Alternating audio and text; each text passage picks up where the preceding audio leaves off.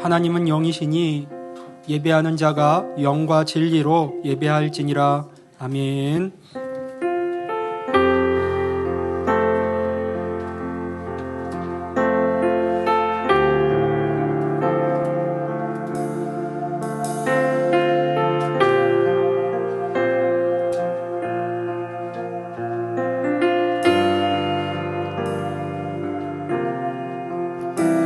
예수 내 기쁨 되신 주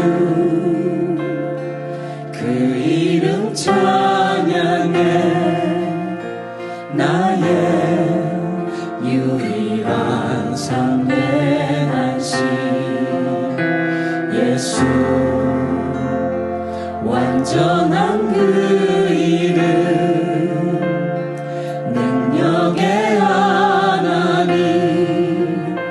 내 맘 주의 나라 이루시네 예수 영원히 함께 하시고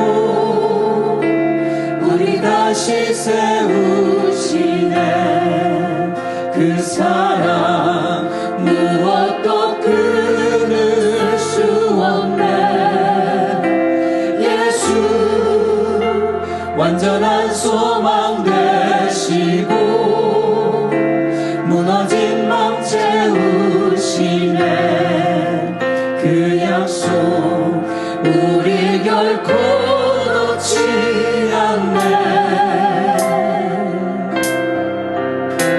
예수 내 기쁨 되신 주 그 이름 찬양해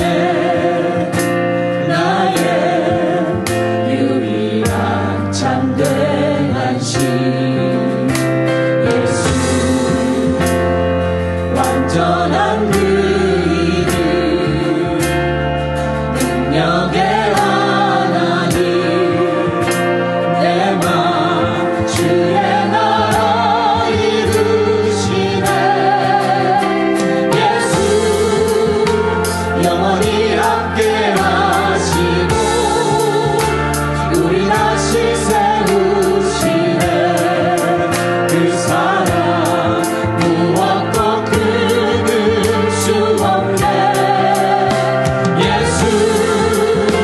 완전한 소망 되시고 무너진 맘 채우시네 그 약속 우리 결코 놓지 않네 그 이름 예수 그 이름 예수 그 이름 예수 그 이름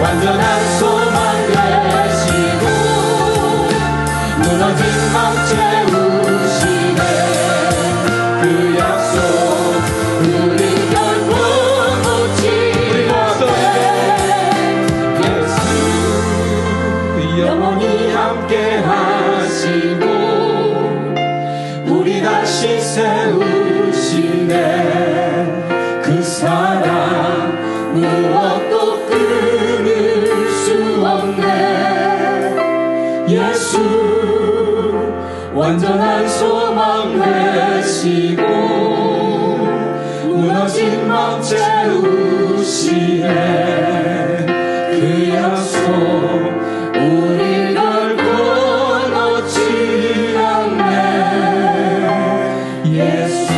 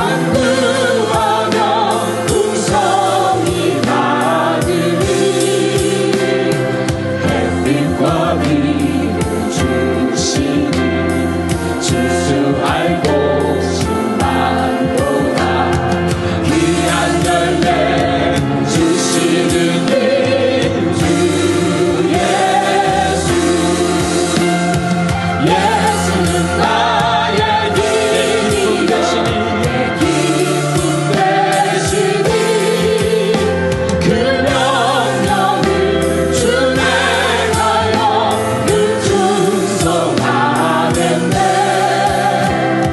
주야로 하시며 마른 길 가게 하시니 의지하고 날아가는 주의 한없는 복을 주시고 한없는 복을 주시고 영원한 기쁨 주시니 나의 생명 나의 기쁨 주 예수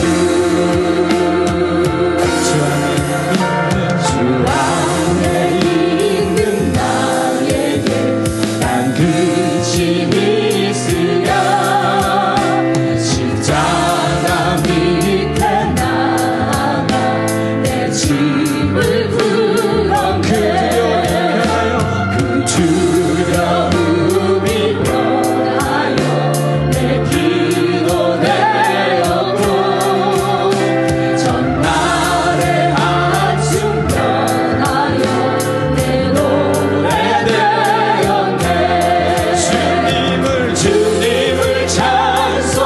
찬송하면서 할렐루야 할렐루야 내 앞길 멀고 험해도 나 주님만 따라가니 내 주는 자비하셔서 내 함께 계시고 내 굽히 밤을 하시고 늘 채워주시네 주님을 찬송하면서 할렐루야 할렐루야 내 앞길 멀고 험해도 나 주님만 따라가니 목소리 높여서 주와 맺은 언약은 영원하시니 그 날아가기까지는 늘 보호하시네 주님을 찬송하면서 할렐루야 할렐루야 내 앞길 멀고 험해도 나 주님만 따라가니 주님을 찬송하면서 할렐루야 할렐루야 내 앞길 멀고 험해도 나 주님만 따라가니 나 주님만 따라가니 나 주님만 따라가니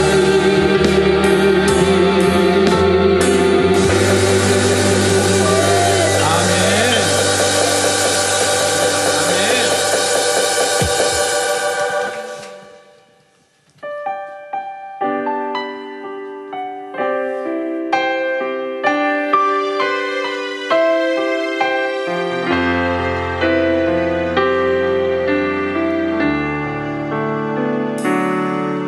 이곳에 임하신 하나님 나라 가난한 마음으로 바라보리라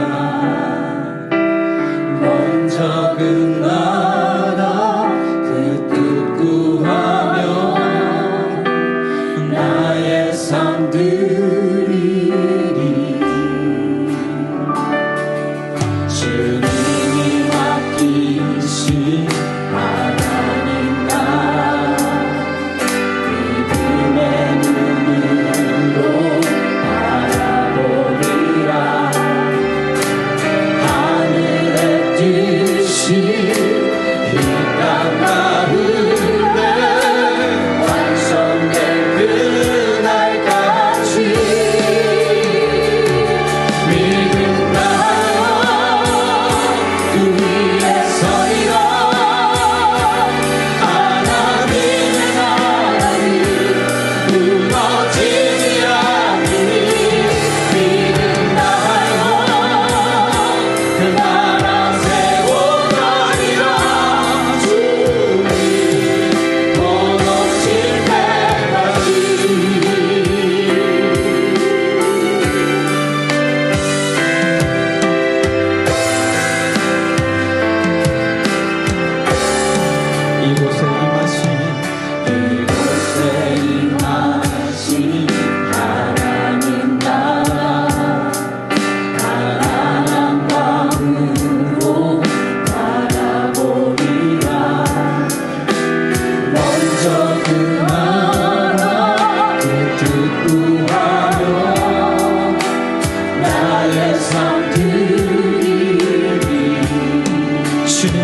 맡기신 주님이 맡기신 하나님 나라 믿음의 눈으로 바라보리라. 하늘의 뜻이 이 땅 가운데 완성된 그날까지 믿음 나여 그 위에 서리라. 하나님의 나라는 무너지리 않으니 믿음 나여 그 나라 세고 가리라. 주님 얻으실 때까지 믿음 나여 그 위에 서리라. 하나님의 나라는 무너지지 않으니 믿음 나여 그 나라 세워가리라. 주님 얻으실 때까지 믿음 나여 그 위에 서리라. 하나님의 나라는 무너지지 않으니 믿음 나여 그 나라 세워가리라. 주님 오실 때까지. 아멘. 이 시간에 기도하실 때 하나님 나라가 이곳에 임하였고 우리의 가정과 우리의 삶에 임하시는데 완성될 그날까지, 하나님 나라가 완성될 그날까지 주님 우리가 믿음으로 살아가겠습니다. 그렇게 결단하고 다짐하는 기도로 또 오늘 예배를 위해서 말씀 전하신 목사를 위해서 한 목소리로 기도하며 나갑니다. 기도합시다.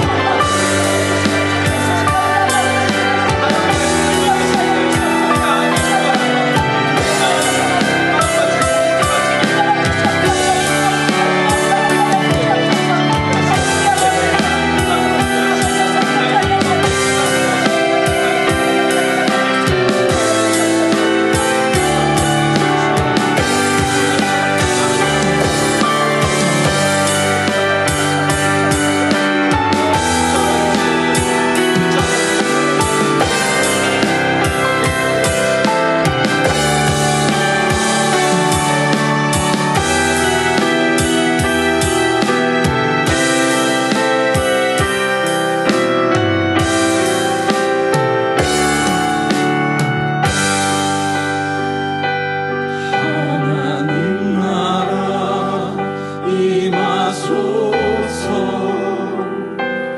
영광과 존귀 능력과 위력 놀라운 사랑의 기적의 하나님 지금 이곳에 오소서.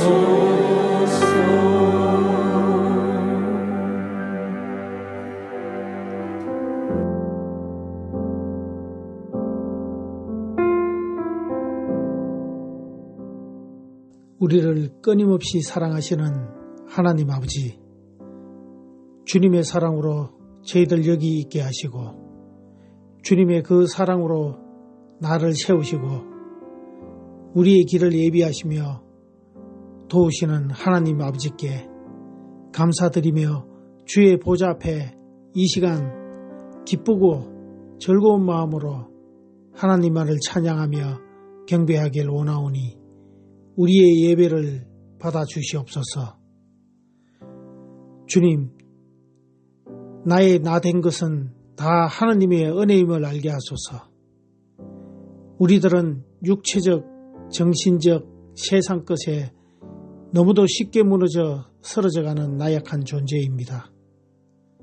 그러나 아버지께서는 다시 우리를 치료하시며 예비하셔서 승리하게 하실 것을 미사오니 날마다 믿음의 주여 온전케 하시는 예수 그리스도를 바라보며 살게 하옵소서. 온 교회와 성도들이 복음을 통하여 감동과 감격과 기쁨이 넘치는 삶, 날마다 감사하는 삶 살기 원합니다. 능력과 권능의 하나님, 우리에게 주님의 마음 부어주시고 주님의 사랑으로 충만하여 날마다 기쁨 속에 살아가게 하옵소서. 또 주님의 교회에 기억하시고 부흥케 하시고 막혀진 사명을 잘 감당하여 지역 내 빛과 소금이 되는 주님의 교회가 되도록 도와주시옵소서. 오늘 말씀 전하는 목사님을 통해 주님의 은혜를 더욱더 체험하기를 원합니다.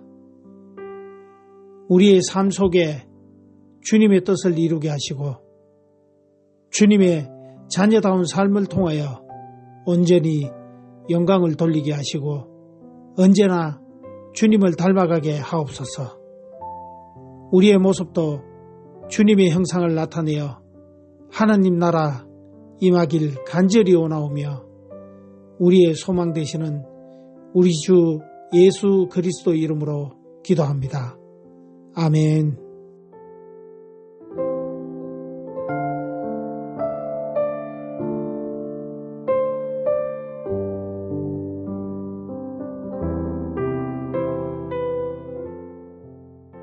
우리 이 시간 다 같이 일어나셔서 하나님의 말씀 보도록 합니다. 하나님 말씀은 마태복음 19장 16절에서 26절 말씀입니다. 어떤 사람이 주께 와서 이르되 선생님이여 내가 무슨 선한 일을 하여야 영생을 얻으리이까?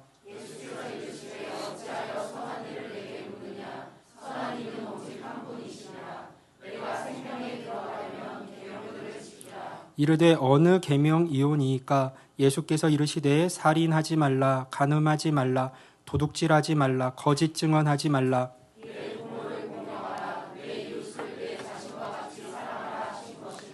그 청년이 이르되 이 모든 것을 내가 지키었사온데 아직도 무엇이 부족하니이까?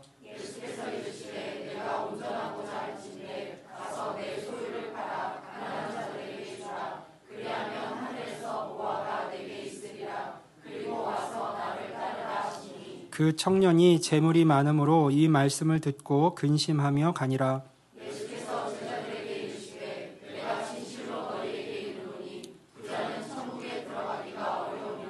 다시 너에게 말하노니 낙타가 바늘기로 들어가는 것이 부자가 하나님의 나라에 들어가는 것보다 쉬우니라 하시니.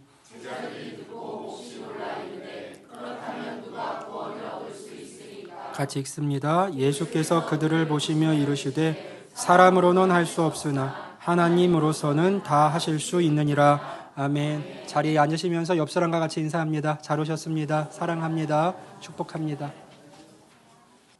책이나 기사 등을 읽을 때 기억할 만한 글이 있으면 스크랩을 하고 거기에 짧은 생각글을 달아두곤 합니다.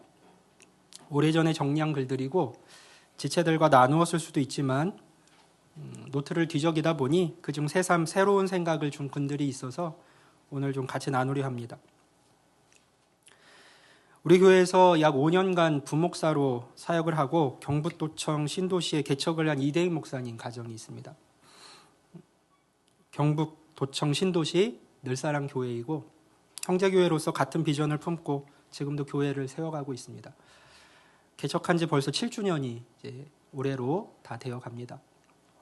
이대은 목사님이 교회를 세운 지 얼마 되지 않았을 때 교회 홈페이지에 올라온 글이 있었어요. 지금은 없어졌다고 들었는데 그때에는 가까운 아파트 단지 내에 매주 모교장이 있었습니다. 비교적 사람들을 많이 만날 수 있는 환경이라서 작은 파라솔을 근처에 펴놓고 커피와 작은 선물들을 상인과 그리고 오가는 사람들과 나누면서 기회가 되는 대로 복음도 전하기로 했습니다.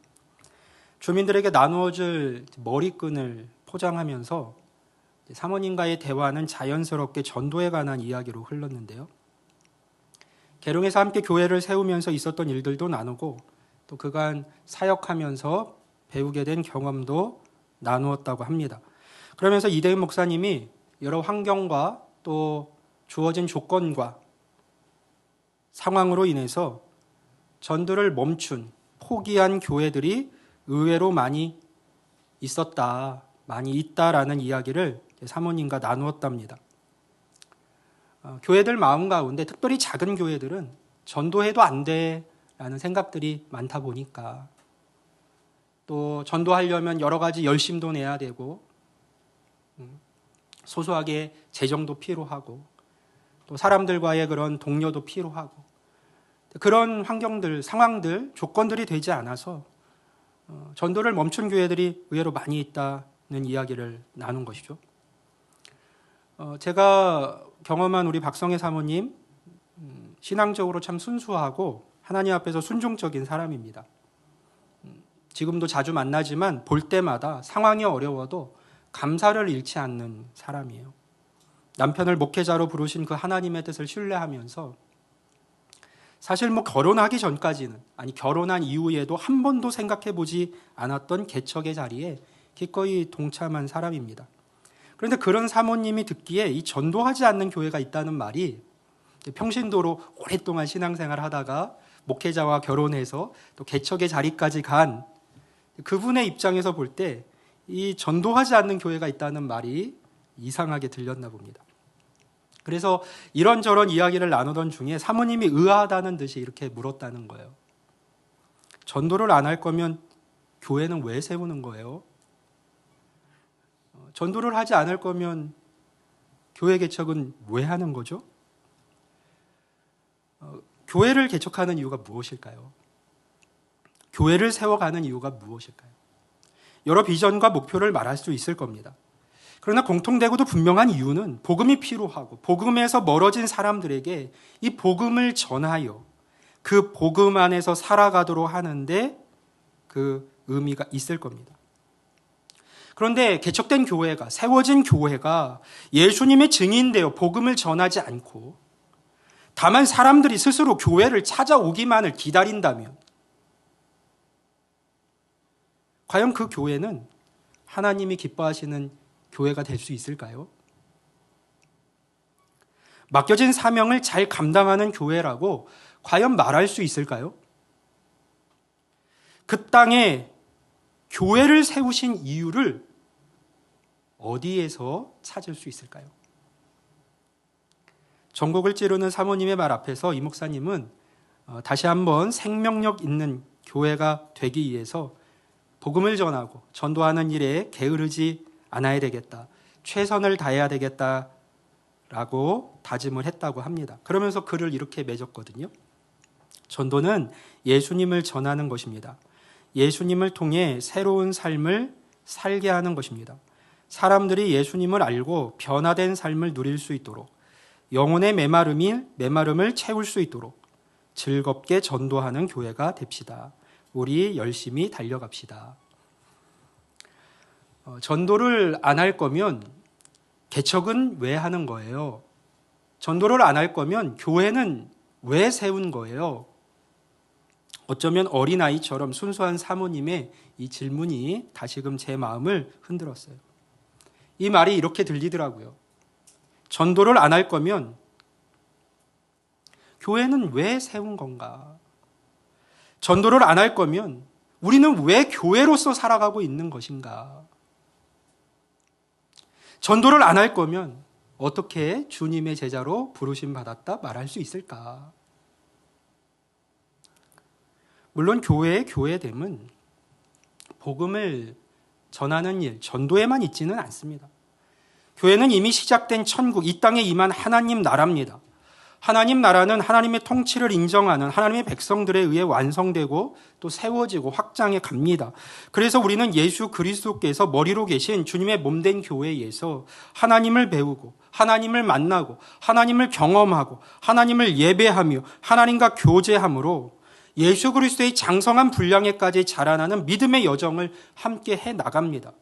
서로 사랑하고 서로 위로하고 서로 격려하며 우리가 주님 안에서 하나라는 사실을 매 순간 확인하고 성령께서 하나 되게 하신 것을 힘써 지키며 영원한 나라, 영원한 생명을 준비하는 새로운 영적 삶을 주님께서 허락하신 이 교회 공동체를 통해서 완성시켜 갑니다.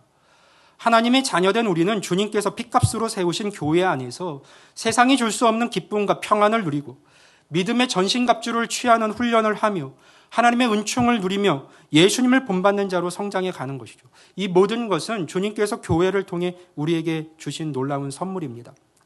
그러나 교회는 우리의 기쁨과 성장만을 위해서 주신 것이 아닙니다. 교회는 예배 공동체, 나눔 공동체, 훈련 공동체임과 동시에 선교 공동체입니다. 하나님 나라를 세워가는 공동체인 것이죠. 하나님께서 교회에 맡기신 사명이 있습니다. 이 교회의 머리이신 주님께서 제자로 부르신 우리 모두를 향해서 맡기신 사명이 있잖아요.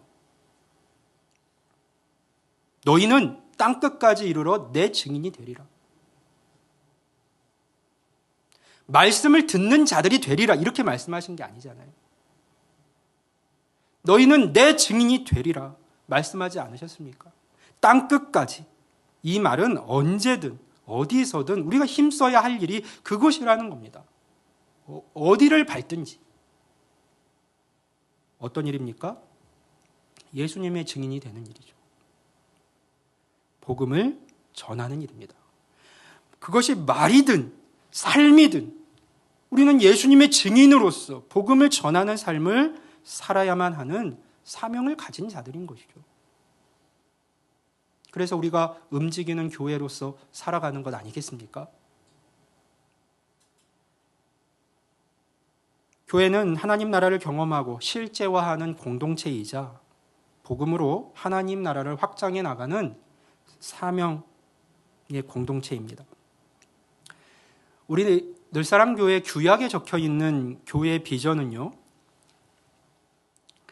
예수 그리스도의 위대한 선교 사명과 위대한 사랑 계명에 순종하여, 선교 사명과 사랑 계명에 순종하여 복음으로 민족과 열방을 섬기는 제자 공동체가 된다. 그것이 우리 교회의 규약에 써 있는 비전이에요. 우리가 이 땅에 교회를 세운 선교 사명과 사랑 계명에 순종해서 복음으로 민족과 열방을 섬기는 제자 공동체가 되는 것. 이 표현을 우리가 다르게 표현하면 우리 교회의 안디옥 비전인 복음 전파, 제자 양육, 이웃 사랑이 됩니다. 이 사명이 그저 저 벽에 붙어 있는 문구가 되어서는 안 됩니다. 우리 늘사랑교회에 맡겨진 사명이기, 아니 교회로 부르심 받은 우리에게 주어진 사명이기에 우리 모두가 언제나 힘쓰고 이루어가야 할 사명인 것을 우리는 늘 생각해야 하는 것이죠. 이 일을 위해서 우리를 여기 모이게 하신 것이고 우리로 하여금 함께 하게 하신 겁니다. 사명을 이루어가는 방법은 다양할 수 있습니다. 그러나 변치 않는 사실 한 가지는 우리가 복음을 전해야 한다는 사실입니다. 우리 한 사람 한 사람이 예수님의 증인이 되어야 한다는 사실이죠. 하나님 나라를 전하고 그 나라로 초청하는 자들이 되어야 한다는 사실입니다.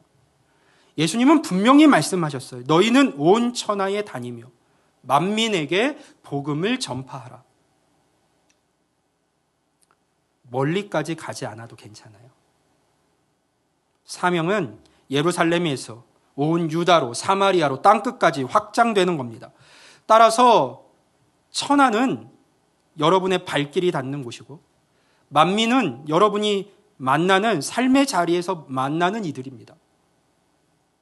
그곳에서 예수님의 증인이 되십시오. 그 만남이 하나님의 나라로 이어지게 하십시오. 어떤 분들은 이런 얘기를 하는 분들이 있어요.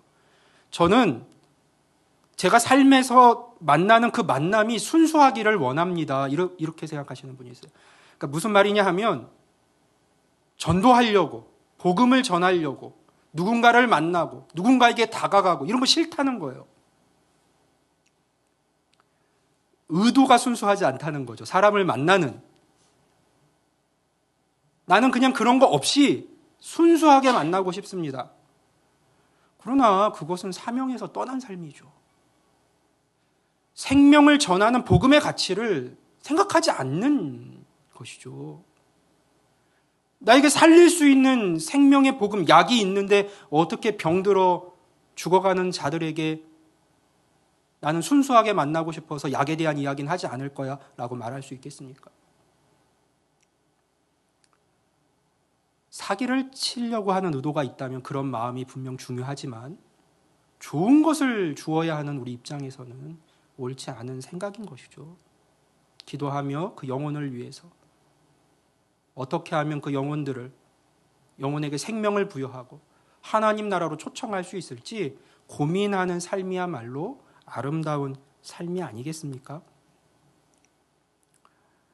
교회가 세워진 후 다양한 방법으로 전도도 하고 하나님 나라로 초청하는 시간도 가져왔습니다. 올해 11월에는 처음으로 모든 교우가 이웃을 초청해서 복음과 하나님 나라를 소개하는 이웃 초청 예배를 드리려 합니다. 하나님께서 어떻게 일하실지, 그 영혼을 품고 달려가는 이 한 해 동안에 하나님께서 어떻게 일하실지, 또 우리에게 세우실 그 나라가 기대가 됩니다.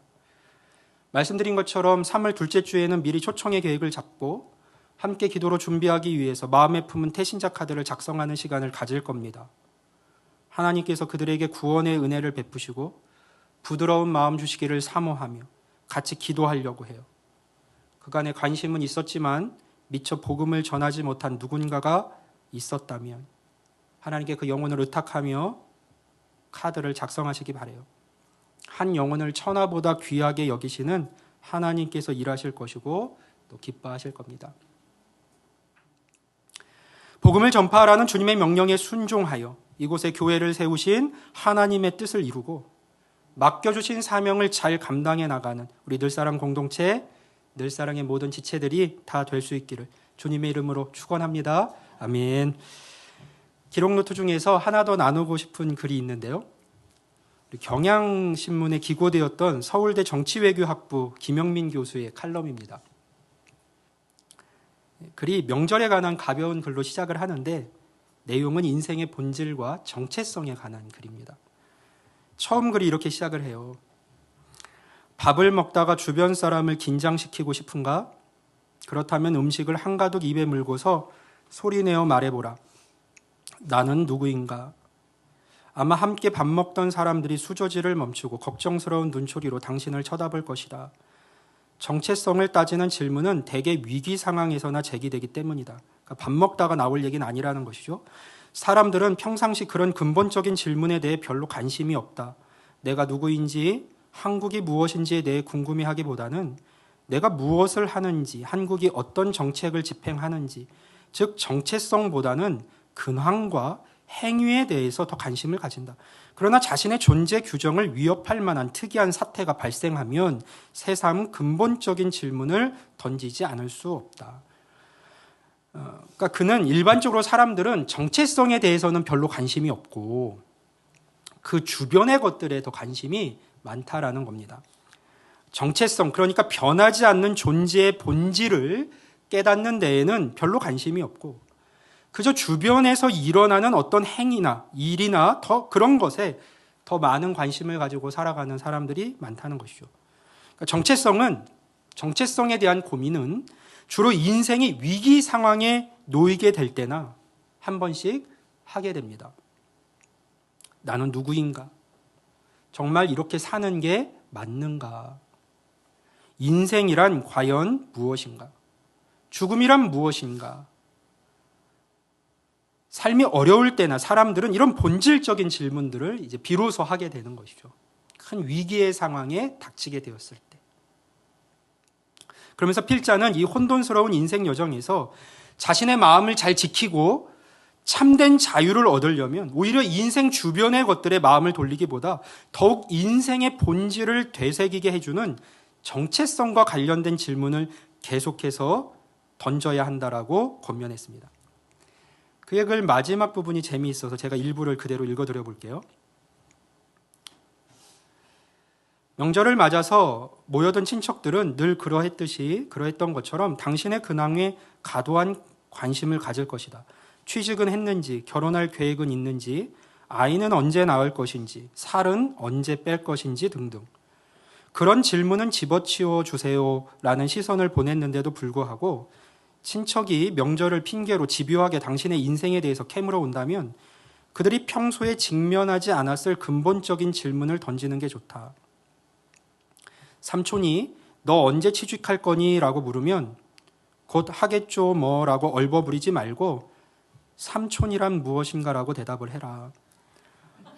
엄마가 너 대체 결혼할 거니 말 거니? 라고 물으면 결혼이란 무엇인가 라고 대답을 하라. 거기에 대해 얘가 미쳤나? 라고 말하면 제정신이란 무엇인가? 라고 대답하라. 가족끼리 이런 이야기도 못하니? 라고 하거든 가족이란 무엇인가? 물으라. 정체성에 관련된 이러한 대화들은 신성한 주문이 되어 해묵은 잡기와 같은 오지랖들을 내쫓고 당신에게 자유를 선사할 것이다. 자, 농담 같은 글이지만 우리가 집중해야 할 것은 언제나 인생의 본질과 정체성에 관한 것이 되어야 하고 그것을 깊이 탐구하며 살아갈 때 비로소 더 자유로워질 수 있다라는 말입니다. 이 땅에서 그리스도인으로 살아간다는 것은 결코 쉬운 일이 아닙니다. 사탄 마귀가 은은 사자와 같이 삼킬 자를 찾아 헤매며 우리를 넘어뜨릴 기회를 찾고 있습니다. 세상의 여러 가치들이 믿음으로 인생을 살아가려 하는 우리의 걸음을 언제나 방해합니다. 죄의 결과로 맺어진 이 세상의 많은 부조리와 악함과 염려, 괴로움들이 우리의 마음을 흔들고 또 두렵게 만듭니다. 그럴 때마다, 아니 그럴수록 어쩌면 매 순간 우리의 마음에 분탕질을 하고 우리의 삶의 시선을 주님에게서 세상으로 돌려놓고자 하는 이 현실 앞에서 우리가 힘써야 할 것은 과연 무엇일까요? 주변에서 일어나는 어떤 일이나 내 상황에 집중하기보다 신자로서 믿음의 정체성과 관련한 질문들을 더욱더 스스로에게 그리고 세상을 향해 던져볼 필요가 있습니다. 세상의 가치들이 우리를 막 누를 때 명절에 모인 다른 가족들이 그런 외적인 것으로 우리의 마음을 어렵게 만들 때 본질적인 그 정체성에 관한 질문을 던지면서 자유를 찾아가듯이 세상이 믿는 자들의 삶을 억누르고 우리의 삶을 흔들려고 할 때 믿는 자들도 그런 믿음의 정체성과 관련된 질문들을 더욱 던지며 고민할 수 있어야 된다는 거예요. 믿음이란 무엇인가? 신앙이란 무엇인가? 말씀과 기도의 삶이란 무엇인가? 예배란 무엇인가? 하나님 앞에서 살아가는 인생이란 무엇인가? 직업이란 무엇인가? 복음이란 무엇인가? 죄란 무엇인가? 심판은 무엇인가? 하나님의 나라란 무엇인가? 자유란 무엇인가? 행복이란 무엇인가? 교회란 무엇인가? 그리스도인이란 무엇인가? 사명이란 무엇인가 등 이런 질문들을 스스로에게 던져보고 말씀 안에서 그 답을 찾아나가는 과정을 반복할 수 있어야 합니다. 그렇지 않으면 우리는 끊임없이 들려오는 그 세상의 소리와 상황과 환경에 마음과 모든 정신을 빼앗기고 불안과 두려움 속에서 살아갈 수밖에 없을 테니까요. 물을 수 있습니다. 그런 게 살아가는데 도움이 됩니까? 그런 고민들이 살아가는데 무슨 도움이 됩니까? 그거 속 편한 사람들이나 할 수 있는 질문들 아닙니까? 그렇게 생각될 수 있습니다. 하지만 그렇지 않습니다. 우리는 하나님의 형상으로 창조된 자들이기에 이러한 고민들은 놀랍게도 길을 잃고 헤매던 우리에게 나아갈 길을 보여줍니다. 김영민 교수의 말대로 하자면 해묵은 잡귀와 같은 세상의 오지랖들을 다 내쫓고 우리에게 참된 자유를 선사해 줍니다. 의미 없던 삶을 의미 있게 만들어주는 것이죠. 그 질문들 끝에서 우리는 나를 이 땅에 보내신 하나님과 그분의 뜻에 더 가까이 다가갈 수 있기 때문입니다. 그냥 오늘을 살지 말고 주님 주신 지혜로 이 신앙과 믿음으로 생각하고 고민하는 삶을 살아갈 수 있어야 합니다. 이러한 것들은 존귀한 인생으로 부르심받은 자들에게 부여된 필연적인 고민들이에요. 그래서 성경은 계속해서 우리가 누구인지를 생각하도록 만듭니다. 우리가 하나님 안에서 어떤 자들인지를 계속해서 드러내고 밝혀주는 거예요. 우리는 누구일까요? 우리의 정체성은 무엇일까요? 성경이 어떻게 말씀하고 있는지 몇 구절만 볼까요? 고린도전서 1장 2절과 3절 말씀입니다. 고린도에 있는 하나님의 교회 곧 그리스도 예수 안에서 거룩하여지고 성도라 부르심을 받은 자들과 또 각처에서 우리의 주 곧 그들과 우리의 주 되신 예수 그리스도의 이름을 부르는 모든 자들에게 하나님 우리 아버지와 주 예수 그리스도로부터 은혜와 평강이 있기를 원하노라. 아멘. 이 말씀에서 성경은 우리의 정체성이 하나님의 교회이고 곧 그리스도 예수 안에서 거룩하여진 성도다라고 우리에게 밝혀주고 있어요. 우리의 정체성이요. 하나님의 교회고 예수 안에서 거룩하여진 성도다. 고린도전서 3장 16절 말씀도 볼까요? 너희는 너희가 하나님의 성전인 것과 하나님의 성령이 너희 안에 계시는 것을 알지 못하느냐. 말씀은 우리가 하나님의 영이 거하시는 성전, 거룩한 처소, 하나님의 집이다. 너희는 하나님의 집이다. 성전이다. 라고 가르쳐 줍니다. 거기에 무엇을 채우며 살아야 할까요? 요한일서 3장 1절을 볼까요? 보라, 하나님께서 어떠한 사랑을 우리에게 베푸사 하나님의 자녀라 일컬음을 받게 하셨는가. 우리가 그러하도다. 그러므로 세상이 우리를 알지 못함은 그를 알지 못함이라. 말씀은 우리가 하나님께 크신 사랑을 받은 하나님의 자녀된 자들이다 라고 밝혀주고 있습니다. 너희는 하나님의 자녀들이다. 고린도후서 5장 17절 볼까요? 그런즉 누구든지 그리스도 안에 있으면 새로운 피조물이라. 이전 것은 지나갔으니 보라 새 것이 되었다. 말씀은 우리가 예수 그리스도 안에서 이제 과거에 어떠했든지 새롭게 된 피조물들이다라고 선언을 합니다. 새롭게 창조된 인생이라는 것이죠. 새 사람의 삶을 살아갈 수 있는. 하나만 더 볼까요? 고린도전서 12장 27절이에요. 너희는 그리스도의 몸이요 지체의 각 부분이라. 아멘. 말씀은 우리가 예수 그리스도를 머리로 한 몸이고 그분과 연합된 자라는 것이죠. 그래서 그분과 우리 서로가 연합된 지체들이라고 말을 합니다. 주님과 하나 된 자들. 그게 우리의 정체성이에요. 성경은 이처럼 우리가 누구인지를 계속해서 가르쳐주고 있어요. 생각하라는 것입니다. 너희가 누구인지 생각하며 살아가라는 거예요. 성도로서의 정체성을 찾으며 살라는 것이죠. 이런 정체성을 가지고 살아가는 우리는 이제 어떤 삶을 살아야 하는 걸까요? 오늘 본문 말씀은 하나님 나라에서 새로운 정체성을 가지고 살게 된 우리가 어떤 삶을 살아야 하는지 굉장히 중요한 교훈을 하나 제공합니다. 자, 오늘 본문 사건은 우리가 잘 아는 부자 청년에 관한 것이죠. 어떤 사람이 예수님께 나와서 어떻게 하면 영생을 얻을 수 있습니까? 라고 물었습니다. 성경은 그를 처음에 청년이라고 표현을 하고 있어요.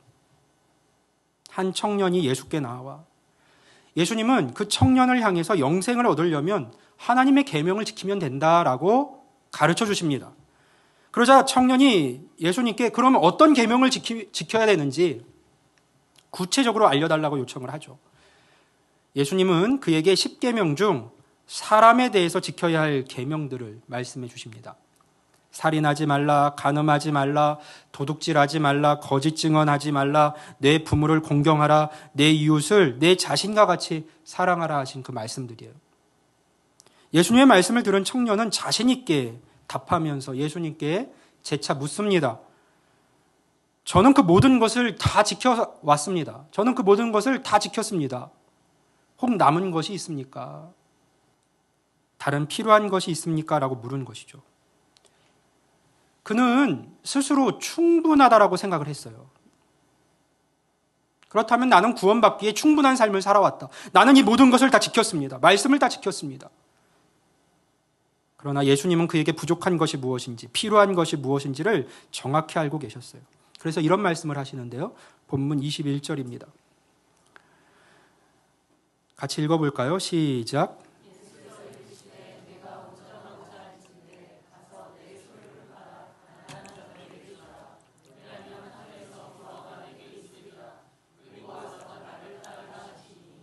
아멘. 자, 그 청년은 살인하지 않았습니다. 간음하지 않았어요. 도둑질도 하지 않았습니다. 내 이웃을 내 자신과 같이 사랑하시 하신 말씀도 지금껏 다 지키면서 살아왔다라고 확신했습니다. 하지만 그것은 어디까지나 그가 정하고 선을 그은 이웃들에 한해서였습니다.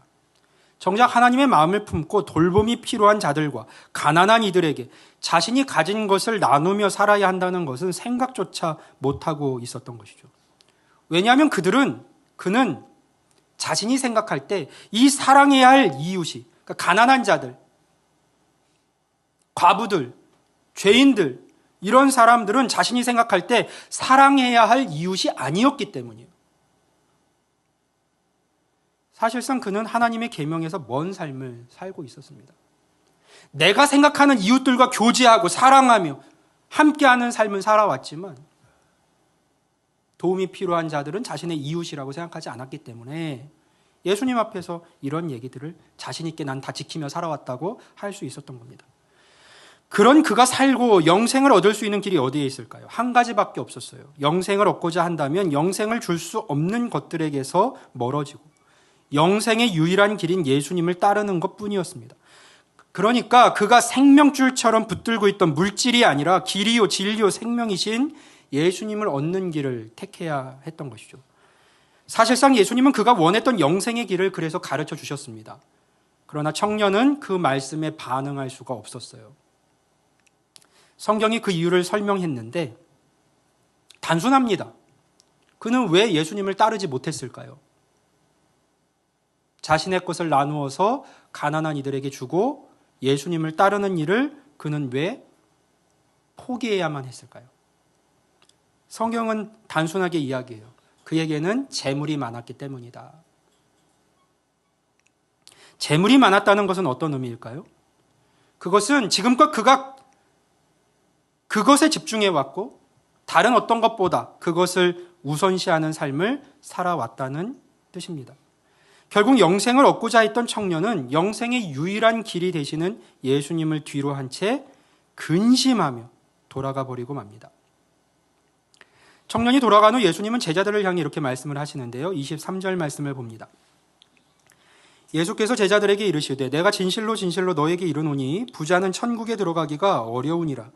다시 너에게 말하노니 낙타가 바늘기로 들어가는 것이 부자가 하나님의 나라에 들어가는 것보다 쉬우니라 하시니.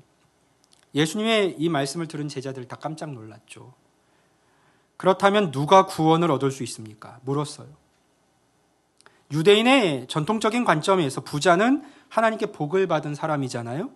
그런데 예수님께서 오히려 부자는 천국에 들어가기가 어렵다고 하시니까 그들 모두가 놀란 겁니다. 하나님께 복을 받은 자인 부자도 하나님 나라에 들어가기가 어렵다면 과연 이 세상 어느 누가 하나님 나라에 들어갈 수 있을까요? 그때 주신 예수님의 말씀이 이거예요. 26절인데요. 예수께서 그들을 보시며 이르시되 사람으로는 할 수 없으나 하나님으로서는 다 하실 수 있느니라. 아멘. 그러니까 구원은 우리의 힘이나 열심이나 결과로 얻을 수 있는 게 아니라 오직 하나님의 은혜로만 가능하다는 말씀이고 그 은혜와 일하심의 결과가 바로 예수 그리스도의 십자가 사건이었던 것이죠. 그래서 이제 하나님의 그 은혜 안으로 들어와 예수님을 믿기만 하면 누구든지 구원을 선물로 받게 되었습니다. 그래서 복음이에요. 그러나 청년은 물질 때문에 그 복음에서 떠난 겁니다. 여러분 이렇게 생각하실 수 있어요. 다행이다. 나는 부자가 아니니까. 구원받기가 좀 수월할 수 있지 않을까? 아니에요. 청년은 물질을 많이 가진 부자였지만 여러분은 예수님을 쫓는 그 어떤 것보다 다른 것에 매여 있는 또 다른 부자일 수 있어요. 길이요 진리요 생명이신 예수님께 나아가는 것을 가로막고 돌아서게 하는, 포기하지 못하게 하는, 여러분이 붙잡고 있는 그것이 바로 여러분의 삶에 있어서 여러분이 가지고 있는 부유한 그것이에요. 본문을 주의 깊게 살펴보면 한 단어가 굉장히 의미 있는 변화로 등장을 합니다. 처음에 어떤 사람이 주님께 와서 질문을 했고 사건 속에서 그는 계속 청년이라는 말로 표현이 돼요. 본문을 보면 그는 계속해서 청년이라는 말로 표현이 됩니다. 중요한 거예요. 청년이라는 말은 생물학적인 의미에서 누구에게나 해당되는 인간의 존재 그 자체에 대한 표현입니다. 청년 그러면 아무런 가치 판단이 거기 들어가 있지 않아요. 어떠한 세상적 관점도 존재하지 않습니다. 그는 그냥 예수님 앞에서 한 사람, 한 청년, 한 존재 자체로 인식되고 있음을 보여줍니다. 그러나 그가 예수님의 말씀을 듣고 심히 근심하며 돌아간 후에 그를 향한 예수님의 그 말씀 속에서의 표현은요, 청년이 아니라 부자로 바뀌게 됩니다. 그가 근심하며 돌아간 이후에는. 부자라는 말은 존재 그 자체를 설명하는 말이 아닙니다. 그 말은 그저 한 존재에 붙는 수식어일 뿐이죠. 그가 무엇에 집중하는지를 드러내는 수식어입니다. 가지고 있는 재물이 많아서 예수님의 초청을 뒤로 한 채 근심하며 돌아간 그 청년은 이 결정을 통해서 자신이 물질에 매여 있는 부자였을 뿐임을 자백한 것이에요. 그래서 우리는 그를 어떻게 기억하냐 하면 부자 청년으로 기억을 합니다. 그 수식어를 붙여서 기억하죠. 부자 청년, 즉 물질을 많이 가지고 있던 청년으로 그를 기억하는 겁니다. 존재 그 자체가 아니라 붙어있는 수식어가 있죠. 그러나 생각해 보세요. 이것은 그의 존재 자체에 대한 어떤 설명도 우리에게 전해주지를 못해요. 우리가 알게 된 그의 정체성은 무엇입니까? 그는 그저 돈이 많은 사람에 불과합니다. 부자 청년이니까요. 에리 프롬이 쓴 책 중에 소유냐 존재냐라는 책이 있는데요. 유명하니까 다 아실 겁니다. 1976년에 출판된 책인데 이 책은 풍요로워지는 세상에서 도리어 파괴되는 인격에 대한 통찰을 담고 있는 책이에요. 세상이 풍요로워지니까 우리의 인격도 삶도 풍요로워져야 되는데 도리어 인격이 파괴되는 그런 결과를 보게 되는 것이죠. 그는 이 책에서 사람을 두 종류의 유형으로 나누어서 설명을 합니다. 소유를 지향하는 인간과 존재를 지향하는 인간이 그거예요. 소유형 인간과 존재형 인간. 소유형 인간은 삶의 의미와 목적을 더 많이 소유하는 데 두면서 살아가는 사람이고, 존재형 인간은 삶의 의미와 목적을 조금이라도 더 인간답게 살아가고자 존재하는 데에 그 목적을 두는 사람입니다. 여러분도 말이 나온 김에 여러분의 정체성이 어떤 것인지를 한번 어디를 향하고 있는지 생각해 보세요. 여러분은 소유형 인간입니까? 아니면 존재형 인간입니까? 예수님은 오늘 본문 속 부자 청년의 사건을 통해서 우리가 단순히 소유형 인간의 삶에서 벗어나 존재형 인간의 자리로 나아가야 함을 가르쳐 주십니다. 우리는 예수님을 믿는 믿음 안에서 하나님의 자녀요, 새로운 피조물로 거듭난 하나님 나라의 거룩한 백성들입니다. 이 땅에서 우리의 삶이 의미 있고 값질 수 있는 이유는 우리가 더 이상 죄에 매여 끊임없이 자신의 탐욕을 쫓는 인생이 아니라 이제 하나님의 사랑과 은총 안에서 그분의 자녀답게 살고자 하는 새로운 존재와 가치의 싸움이 시작되었기 때문이에요. 우리는 무엇인가를 소유할 때 기쁨을 얻고 행복할 것이라고 생각을 합니다. 그래서 그것을 끊임없이 추구하고 욕심내는 삶을 살아가죠. 그도 그럴 것이요. 신경학자들이 이야기하기를 어떤 특정 상표의 물건을 샀을 때 이 감정과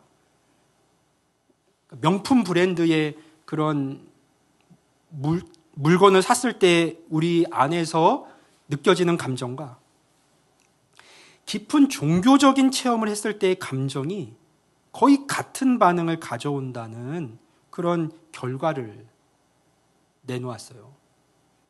그만큼 물질은 우리의 마음과 영혼에 강력한 영향을 미치게 되어 있습니다. 어쩌면 이런 이유로 예수님께서 돈과 하나님을 겸하여 섬길 수 없다고 말씀하셨는지도 모르겠어요. 착각할 수 있기 때문이에요. 오해할 수 있기 때문이에요. 우리가 이미 경험적으로 알고 있듯이 무엇인가를 소유한다는 것은 분명 우리에게 강력한 도파민을 제공합니다. 기쁨을 주죠. 그런데 이러한 소유가 주는 쾌감은 마치 술에 취하거나 마약을 한 것과도 같습니다. 잠시 경험된 기쁨이 이내 사그러들어 버리는 것이에요. 또 소유가 주는 기쁨은 놀랍게도 나보다 더 좋은 것을 가진 비교 대상이 나타나는 순간 사라져버립니다. 내가 소나타를 사서 기뻐하고 있는데 옆에 있는 사람이 벤츠를 사서 오면 그 기쁨이 사그러들어 버려요. 그리고 어느 순간 만족이 안 됩니다. 그래서 또다시 다른 것을, 더 센 것을 추구하게 됩니다. 결국 이런 방식의 삶은 우리 인생을 더 피폐하게 만들 뿐이에요. 끊임없이 소유를 향해서 달리게만 할 뿐이니까요. 어느새 우리는 영혼의 가치보다 소유로 사람의 경중을 따지는 데 익숙합니다. 그 말인즉슨 우리가 소유적 삶에 더 익숙하다는 말이고 소유를 목표로 하는 삶을 살아왔다는 뜻입니다. 무엇보다 세상은 그러한 열망에 끊임없이 기름을 붓습니다. 부자 청년이라는 말을 들을 때 여러분은 무엇이 먼저 귀에 들어옵니까? 청년입니까? 아니면 부자입니까? 우리는 이런 수식어에 더 쉽게 마음을 빼앗기는 것이죠. 신앙의 영역에서도 이와 비슷한 경우가 생겨납니다. 믿음 안에서 새로운 삶을 살게 된 한 인생 그 자체의 존재보다는 그저 그에게 붙어있는 수식어에 더 집착할 때가 많죠. 존재가 아닌 기능과 달란트, 직분과 직책에 더 초점을 맞추곤 합니다. 제가 누군가를 만나면요, 신영철이라고 하는 존재에 관심을 갖는 사람 많지 않아요. 뭐 하는 사람인지, 그래서 성도가 얼마나 많이 모이는지, 얼마나 큰 건물을 가지고 있는지, 이런 거에 더 관심을 가질 때가 많아요. 이와 같은 소유지향적 인생에서 가장 결여되는 것이 하나 있는데, 필연적으로 이 결과가 나올 수밖에 없는데, 그것은 바로 감사의 결여입니다. 소유형 인간의 삶에서는 감사가 결여되게 돼 있어요. 부르심에 근거한 미래적 존재가 아닌 지독히 과거나 현재의 소유, 내가 가진 것, 혹은 오직 눈에 드러나는 수식어와 세상 기준에만 인생의 초점을 맞추기 때문이에요. 존재의 가치를 귀하게 여기는 신앙 안에 들어와서도 여전히 소유에 더 큰 관심을 두는 인생은 하나님 앞에서 감사하지 못합니다. 이런 사람들은 다만 소유가 적거나 많거나 늘 근심합니다. 하나님의 자녀라고 하는 존재 그 자체의 삶보다 부자라고 하는 수식어에 얽매인 삶을 스스로 선택한 결과예요. 눈에 보이는 것을 선택하는, 더 많은 소유를 얻는 것을 인생의 목적으로 삼고 또 그러한 수식어에 욕심을 내는 삶을 계속해서 살아간다면 그러한 자들은 오늘 본문 속 부자 청년처럼 하나님 나라에 들어가 살기는 어려울 겁니다. 예수님이 초청하시지 않아서가 아니에요. 나 스스로 그 나라 앞에서 다른 것으로 인해 발길을 돌리기 때문입니다. 예수님은 존재인 그 청년은 부른 적이 있어도 수식어인 부자를 부르신 적은 없습니다. 예수님께서 제자들을 부르실 때 그들에게 붙어있는 수식어를 보고 부르신 적 단 한 번도 없어요. 그랬다면 어부들이나 셀이나 죄인들 부르지 않으셨을 거예요. 예수님은 그 사람 존재 그 자체를 보시고 부르셨습니다. 하나님께서 우리를 부르실 때 나라고 하는 존재를 부르셨지 내가 가지고 있는 소유나 수식어에 근거하여 부르신 거 아니에요. 예수님은 오히려 그 수식어들을 내려놓고 자신을 따르라고 말씀하셨습니다. 그 하나님 앞에서 우리는 우리에게 붙어있는 그리고 스스로 의미 있어 하는 수식어들을 제거해야 합니다. 있는 모습 그대로 존재로서 주님 앞에 서야 하는 것이죠. 하나님에게는 나, 그러니까 당신 존재 하나면 충분하니까요. 하나님 앞에서 돈 많은 신앙인, 키가 큰 신앙인, 잘생긴 신앙인, 성공한 신앙인, 건강한 신앙인, 유명한 신앙인, 똑똑한 신앙인, 큰 집에 사는 신앙인, 멋진 자동차를 소유한 신앙인, 친구가 유명한 친구들이 많은 신앙인 등 그 앞에 붙어 있는 수식어가 과연 의미가 있을까요? 무슨 의미가 있을까요? 하나님은 나를 만나기를 원하시고 내 존재 자체를 기뻐하시는 분입니다. 굳이 수식어가 붙어야 한다면 하나님 안에서, 하나님 앞에서 의미 있는 수식어를 달고 우리는 살아갈 수 있어야 합니다. 하나님의 자녀라고 하는 그 존재 자체에 어울리는 수식어들 말이에요. 소유적 수식어가 아니라 존재적 수식어들입니다. 예를 들면 하나님을 사랑하는 신앙인, 이웃을 사랑하는 신앙인, 교회를 사랑하는 신앙인, 겸손한 신앙인, 섬기는 신앙인, 예수님을 닮은 신앙인, 덕이 되는 신앙인, 순종하는 신앙인, 자라나는 신앙인, 사명을 감당하는 신앙인과도 같은 그런 수식어들이에요. 내 존재가 어떤 존재인지를 드러내는 그런 신앙인, 수식어들이에요. 하나님 앞에서. 예수님께서 부자 청년에게 재물을 가난한 이들에게 나누어 주고 나를 따르라고 말씀하신 것은 다름 아닌 소유적 삶에 얽매여 있던 그를 존재적 삶으로 변화시키기 위한 주님의 거룩한 초청이었습니다.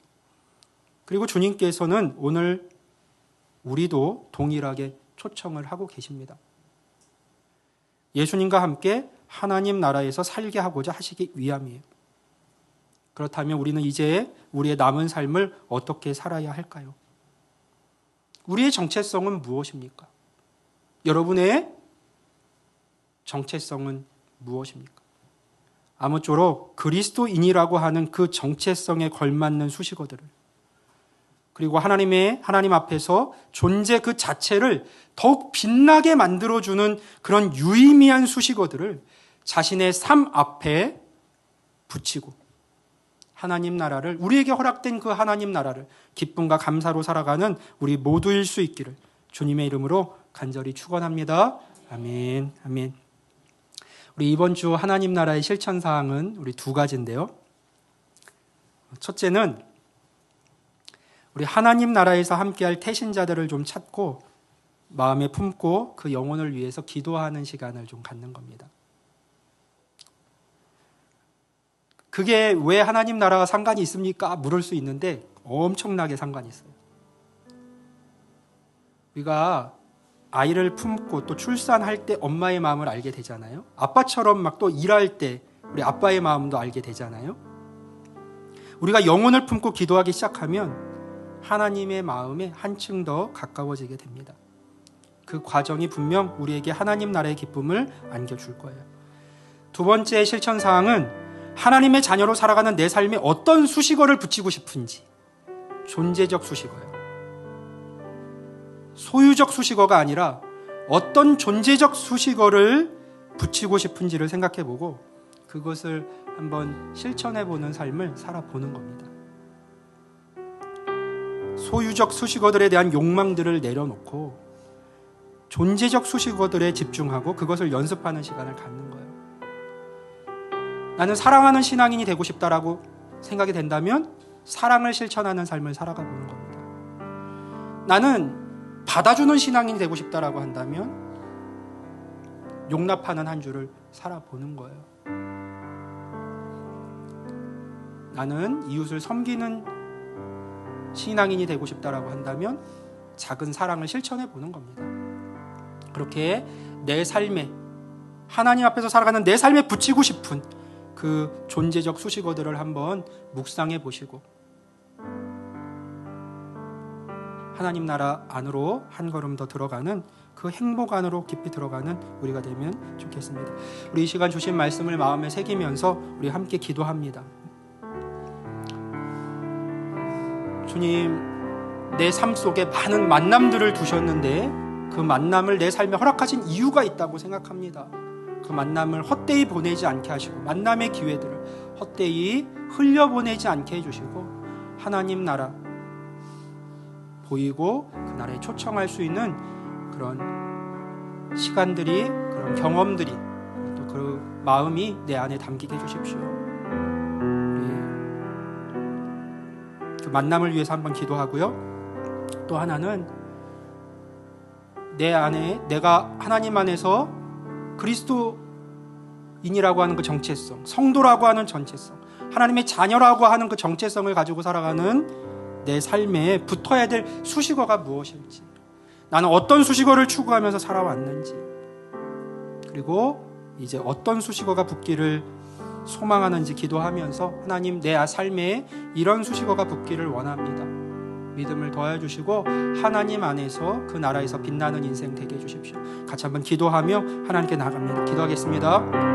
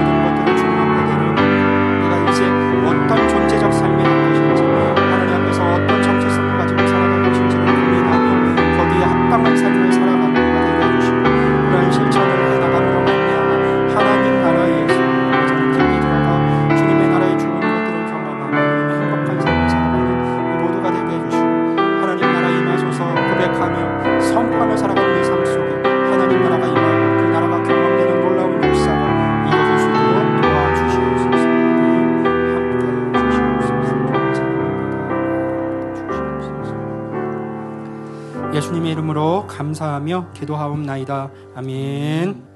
우리 일상 찬양 부르면서 하나님 나라로 더 들어가도록 하겠습니다.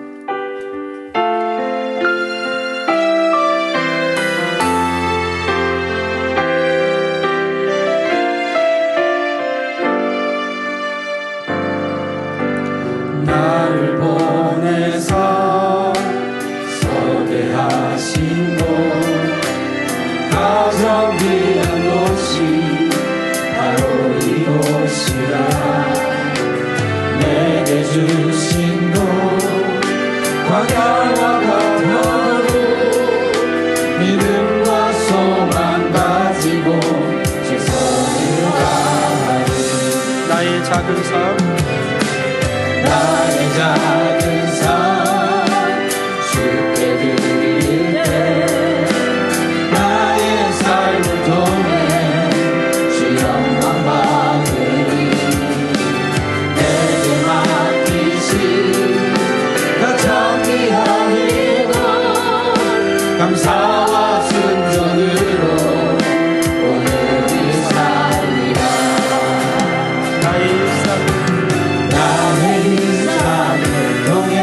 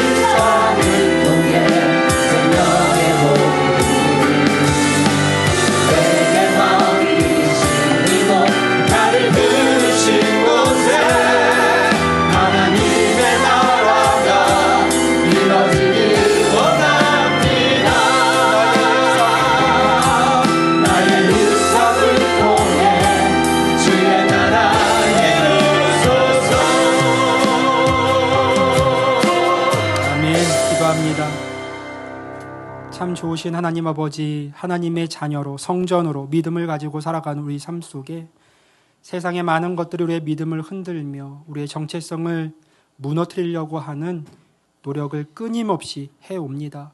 하나님, 우리 모든 상황 속에서 그 환경에 넘어지거나 지치거나 슬퍼하거나 절망하지 않게 해주시고, 그럴수록 더욱더 우리가 누구인지를, 믿음의 본질과 정체성에 관한 질문들을 스스로도 세상 가운데 던지면서 하나님께서 우리를 부르신 그 믿음의 삶, 복의 삶, 생명의 삶, 하나님 나라의 삶을 담대하게 살아나가는 우리 모두가 되게 하여 주옵소서.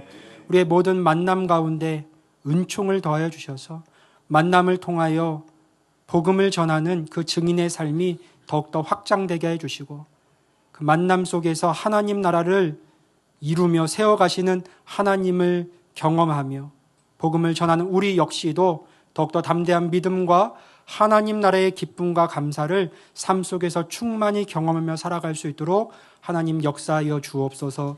우리의 삶에 붙는 모든 수식어들이 소유적 수식어들로 그치는 것이 아니라 더 복되고 아름다운 존재적 수식어들로 채워지고, 그것으로 인하여 더 존귀한 삶을 살아가는 우리 모두가 되기를 원합니다.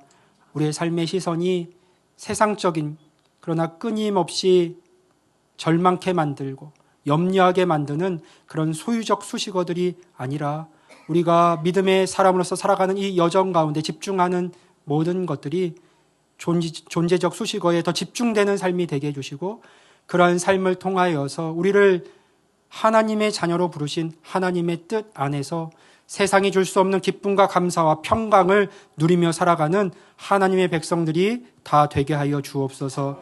우리의 삶을 그 복된 자리로 이끄신 하나님을 기억하며 주님 앞에 나와 예배할 때 주님 주신 것 주님께 돌려드리며 예배했습니다. 그 신앙 고백을 기쁘게 받아주시고 모든 삶의 자리마다 하나님 나라가 강력히 임할 수 있도록 주님께서 역사하여 주옵소서.